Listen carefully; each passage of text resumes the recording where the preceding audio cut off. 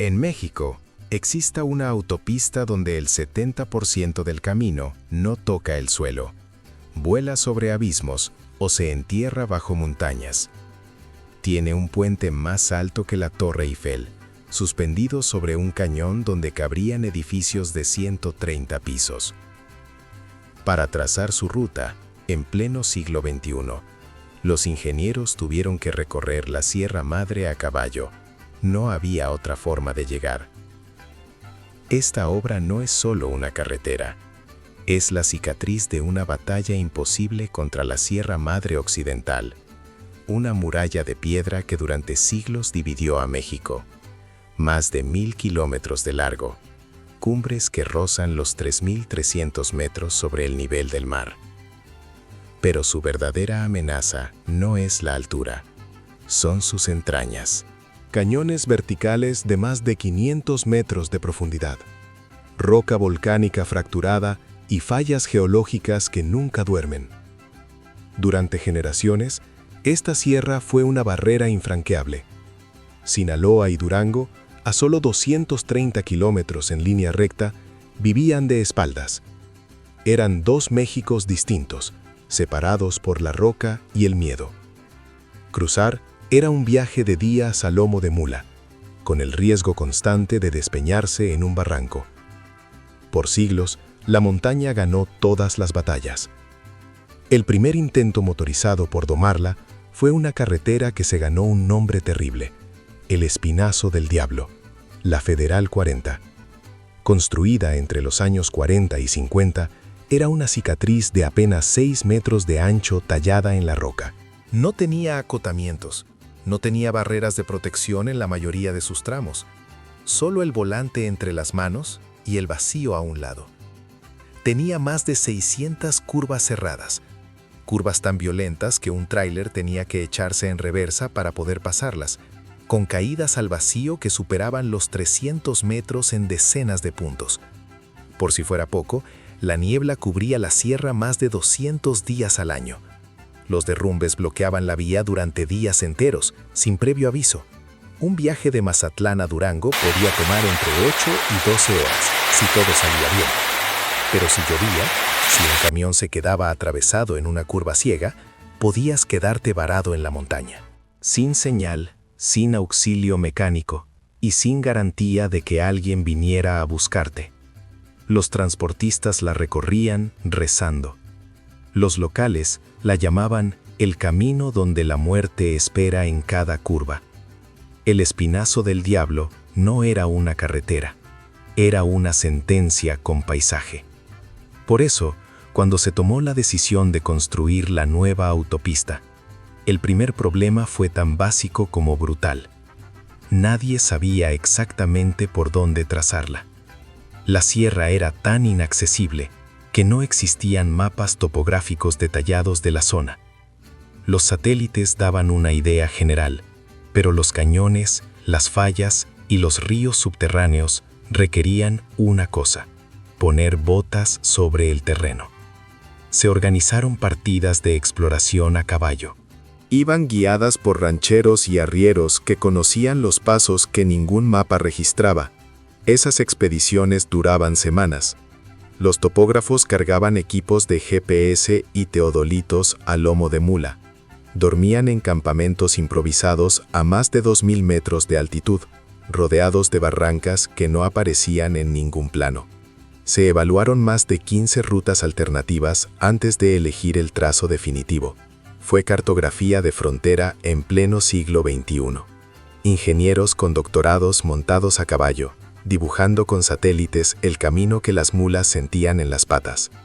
Los primeros estudios formales comenzaron en el año 2000. Las obras arrancaron en etapas a partir de 2001. La autopista completa no estaría operativa hasta finales de 2012. En total, más de 12 años de trabajos continuos para cubrir 230 kilómetros de sierra. Eso es un promedio de 19 kilómetros por año, menos de 2 kilómetros por mes. Para ponerlo en perspectiva, una autopista de esa longitud en terreno plano se construye en 2 o 3 años. La sierra multiplicó los plazos por 4. Cada metro avanzado era una negociación con la geología, con la gravedad y con el clima. Llegaban las lluvias y la obra se paralizaba por meses. Los caminos de acceso se convertían en ríos de lodo. Se descubrían fallas geológicas que obligaban a rediseñar tramos enteros, tirando a la basura meses de trabajo. Había zonas donde la roca era tan inestable que las excavaciones se venían abajo horas después de perforar. 12 años no fue lentitud. Fue el tiempo real que le costó al ingenio mexicano doblegar una sierra que se defendía con todo su poder. Y esa defensa tuvo un precio. El presupuesto original se calculó en 14,000 millones de pesos, pero cuando se entregó la obra, la factura final superaba los 28,000 millones, casi el triple de lo planeado. La sierra no cooperó con las proyecciones en papel. Fallas ocultas obligaron a desviar túneles ya empezados. El precio del acero y el cemento se disparó. Y luego estaba la logística. Mover la maquinaria pesada a cañones sin acceso requirió construir cientos de kilómetros de caminos auxiliares, caminos fantasma que solo sirvieron para llevar una grúa o una revolvedora a un punto perdido en el mapa. Quisieron enterrar esta historia bajo toneladas de concreto, pero nosotros la desenterramos. Si exiges la verdad, suscríbete a Secretos de los Descubrimientos Mexicanos. Esos caminos de terracería fueron devorados por la vegetación, pero su costo quedó en la cuenta final. Cada roca inesperada, cada tormenta, cada derrumbe era una factura nueva que nadie había previsto. La Sierra Madre no negocia presupuestos. Y luego estaban los túneles. 61 agujeros perforados en la columna vertebral de México. 61 desafíos distintos. En total, suman más de 19 kilómetros bajo tierra. Para entender la escala de esta proeza, piense en esto. Antes de esta autopista, todos los túneles carreteros construidos en la historia de México no sumaban esa distancia. Esta sola obra superó todo lo hecho antes. Algunos túneles atravesaban roca volcánica, dura como el acero, donde las máquinas avanzaban apenas centímetros por hora. Otros cruzaban zonas de piedra fracturada, donde el techo se desmoronaba y había que apuntalarlo con fierros de emergencia antes de que todo se viniera abajo. Para lograrlo, se combinaron tuneladoras mecánicas con explosivos controlados, y en los tramos más inestables se aplicó el nuevo método austríaco de excavación. Era un avance casi quirúrgico: perforar un metro, rociar concreto a presión sobre la roca viva y anclarlo con pernos de acero antes de dar el siguiente paso. Hubo túneles donde cada metro lineal costó más de 1 millón de pesos. Al final fueron 61 perforaciones, 19 kilómetros de oscuridad artificial bajo la montaña. De todos ellos, uno se convirtió en leyenda: el Sinaloense. Con sus casi 3 kilómetros en línea recta, es el túnel más largo de toda la autopista. Atraviesa una zona de roca volcánica con más de 25 millones de años de antigüedad. La roca era dura, pero estaba rota por dentro, fracturada por milenios de actividad sísmica. Esto significaba un riesgo constante de filtraciones. Durante la excavación, los equipos se toparon con mantos acuíferos que reventaban sin aviso e inundaban el frente de trabajo. Hubo que instalar sistemas de bombeo que operaban día y noche y revestir secciones enteras con material impermeable. Imaginen la escena: casi 3 kilómetros bajo la roca, sin una gota de luz natural. El calor de la maquinaria subía la temperatura a niveles asfixiantes. Los obreros trabajaban en turnos de 8 horas en medio de un ruido ensordecedor, polvo de roca y una humedad extrema. La ventilación era forzada porque el aire se viciaba en minutos. Los niveles de monóxido de carbono se disparaban con cada detonación. Quisieron enterrar esta historia bajo toneladas de concreto, pero nosotros la desenterráramos. Si exiges la verdad, suscríbete a Secretos de los Descubrimientos Mexicanos. Hoy, cruzar el Sinaloense a 100 kilómetros por hora toma menos de 2 minutos. Lo recorres escuchando música, con el aire acondicionado puesto. Esos 2 minutos de comodidad representan años de trabajo en condiciones que pocos soportarían. Pero la obra no terminó con la perforación. Faltaba dominar el interior. De los 61 túneles, 9 fueron clasificados como inteligentes. No son simples tubos con luces, son sistemas integrados que monitorean y responden en tiempo real. Tienen cámaras de alta definición que cubren cada metro, sensores de monóxido de carbono y dióxido de nitrógeno que miden la calidad del aire segundo a segundo. Detectores de humo y calor calibrados para identificar un incendio en menos de 30 segundos. Y sistemas de ventilación con turbinas que se activan automáticamente cuando los niveles de contaminación suben. Su iluminación se adapta a la hora del día para evitar que el sol te deslumbre al entrar o salir. Pero la verdadera inteligencia de estos túneles se revela en la peor de las situaciones. Cada túnel principal tiene a su lado una galería de evacuación paralela. Cada 300 metros, una puerta cortafuego se abre a este pasillo seguro, un refugio protegido del humo y de las llamas.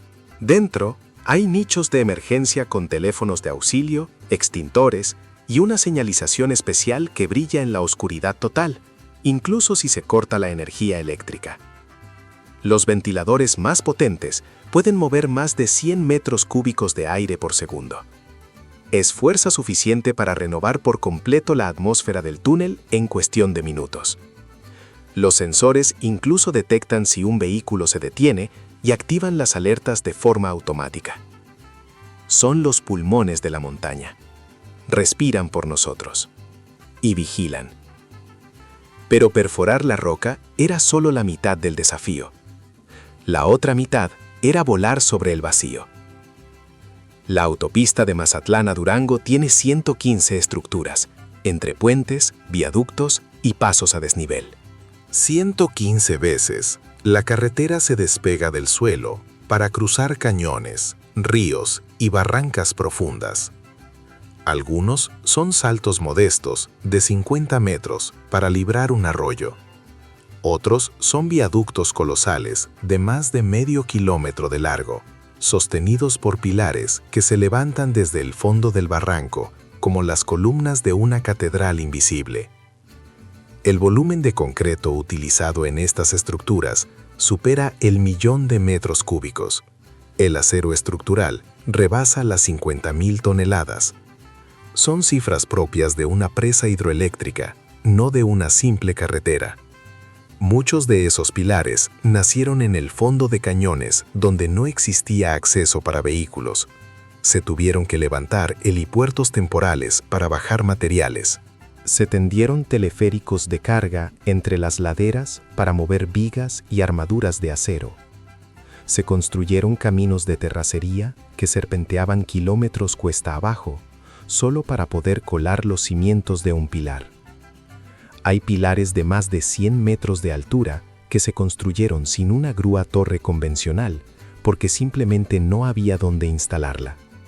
Se usaron encofrados trepadores que subían metro a metro, como una planta de concreto y acero creciendo hacia la luz. 115 saltos sobre el abismo. Pero de todas esas proezas, una se convirtió en la estructura insignia de toda la autopista, el coloso que domina el cañón, el Puente Baluarte. Un puente atirantado de 1.124 metros de longitud total que cruza el cañón del río Baluarte, la frontera natural entre los estados de Sinaloa y Durango. Su claro principal, el espacio libre entre las torres, es de 520 metros. 2 pilones de concreto y acero se levantan hasta los 169 metros de altura, cada uno cimentado en la roca sólida del cañón. El tablero del puente está suspendido a 402 metros sobre el lecho del río Baluarte. 402 metros de vacío puro. Un abismo que se abre debajo de las llantas. Si alguien dejara caer una piedra desde el centro, tardaría más de 9 segundos en tocar el fondo. En ese espacio vertical, la Torre Eiffel cabría completa. Y todavía sobrarían más de 70 metros. La construcción del baluarte fue una obra de 4 años de trabajo sin descanso. Se trabajó de forma simultánea desde ambos lados del cañón, avanzando el tablero, segmento por segmento, sobre el vacío, hasta que los dos extremos se encontraron en el centro del abismo, con una precisión de milímetros. Ese instante, el cierre de las dovelas a 400 metros sobre el río, es uno de los hitos más impresionantes de la ingeniería moderna en México. Cuando se inauguró, el 5 de enero de 2012, el puente Baluarte recibió el reconocimiento del libro Guinness de los Récords. Era oficialmente el puente atirantado más alto del mundo. Su altura superaba los 330 metros de la Torre Eiffel y los 381 del edificio Empire State en Nueva York. Para entender la escala en términos mexicanos, se necesitarían apilar casi 6 monumentos del Ángel de la Independencia para llegar al nivel del tablero. Si se apoyara la pirámide del Sol en el fondo del cañón, cabrían más de 6, una sobre otra, antes de alcanzar la carretera. El récord fue superado después por otros puentes construidos en China, donde la inversión en infraestructura de montaña avanza a una velocidad sin precedentes. Pero eso no le quita ni 1 milímetro de mérito a lo que el baluarte significa. Durante un momento en la historia, la estructura atirantada más alta del planeta no estaba en Europa, no estaba en Asia, estaba en la Sierra Madre Occidental, diseñada por ingenieros mexicanos y levantada con las manos de obreros mexicanos. Los récords, por naturaleza, son temporales, pero las obras que transforman la conexión de un país son permanentes. El puente Baluarte se aferra al cielo con un sistema de tirantes de acero de alta resistencia. Estos cables conectan el tablero con los pilones centrales en una configuración de abanico. Cada tirante está compuesto por múltiples torones de acero, envueltos en una funda que los blinda contra el óxido, el sol y las vibraciones del viento. La tensión combinada que soportan todos juntos es de miles de toneladas. Cada cable fue tensado uno por uno, con gatos hidráulicos de precisión milimétrica. Si un solo tirante se tensara de más o de menos, la geometría del tablero se deformaría. Las cargas se redistribuirían de forma peligrosa. Es un equilibrio de fuerzas brutal, un trabajo modelado por computadora durante meses, pero ejecutado a mano, cable por cable, a 400 metros sobre el vacío, con vientos que a esa altura superan los 80 kilómetros por hora de forma regular. Los tirantes tienen sensores que monitorean su comportamiento. Cuando el viento alcanza velocidades críticas, unos amortiguadores entran en acción para evitar la resonancia que ha destruido puentes en el pasado. El baluarte fue diseñado para resistir vientos de más de 200 km por hora y sismos de magnitud superior a 7, condiciones reales en la Sierra Madre Occidental. Desde lejos son hilos casi invisibles, pero sin ellos, más de 1000 metros de concreto y acero se desplomarían en 9 segundos al fondo del barranco. Y aquí está el dato que resume la locura de esta obra en una sola cifra. Aproximadamente el 70% del trazo de la autopista Mazatlán a Durango no está sobre suelo natural, está en el aire, sobre un puente, o está bajo tierra, dentro de un túnel. Solo el 30% restante es carretera convencional sobre terreno firme. Eso significa que de los 230 kilómetros totales, más de 160 son estructura artificial, puentes que vuelan y túneles que se entierran. No estás manejando sobre la sierra, estás manejando a través de ella y por encima de ella. Ninguna otra autopista en México tiene esa proporción. Muy pocas en el mundo se le acercan. Es una carretera que existe en un plano completamente distinto al paisaje. Debajo de ti hay barrancos de cientos de metros que no ves, porque viajas sobre un tablero de concreto. A tu alrededor, millones de toneladas de roca que nunca sentirás. porque estás dentro de un tubo que te lleva de un lado al otro. Uno maneja sobre el vacío y a través de la montaña sin saberlo. Y es precisamente esa desconexión con el terreno lo que la hace segura. Cada metro de concreto que flota en el aire, cada tramo de túnel que perfora la roca, fue diseñado para ser más predecible que la propia sierra. Aquí, la ingeniería no se doblegó ante la montaña, la reemplazó. Para entender la magnitud de esta obra, hay que recordar lo que había antes. La vieja carretera del Espinazo del Diablo era una trampa mortal. Tenía pendientes de hasta el 14% y curvas con radios de apenas 25 metros. Esto obligaba a los camiones y a los coches a frenar casi a cero, a maniobrar en espacios donde un error de centímetros era caer al barranco. Los motores se sobrecalentaban en las subidas, los frenos se cristalizaban en las bajadas. La nueva autopista es otro mundo. Las pendientes máximas se redujeron a un 6%. Las curvas ahora tienen radios mínimos de 375 metros, 15 veces más espacio para corregir el rumbo. La velocidad de diseño es de 110 km por hora en la mayor parte del trazo, con zonas puntuales de 90 en los tramos más cerrados. Para lograr estas cifras en una cordillera con desniveles de más de 2.000 metros, fue necesario crear una línea recta imaginaria que desafiara la topografía. Donde la montaña subía de golpe, se perforó un túnel para mantener la pendiente controlada. Donde el terreno se desplomaba en un cañón, se levantó un puente para no perder altura. El resultado es una carretera que se siente dócil, casi plana al recorrerla. Pero la realidad es que está flotando sobre una topografía salvaje, un paisaje vertical que sería imposible de cruzar sin estas estructuras. La geometría del Espinazo del Diablo mataba. La geometría de la nueva autopista salva vidas. Es la diferencia entre obedecer a la montaña y ordenarle que se haga a un lado. Pero la autopista Mazatlán-Durango no fue una obra aislada. Es la pieza más difícil y más importante de un corredor que conecta el Golfo de México con el Océano Pacífico.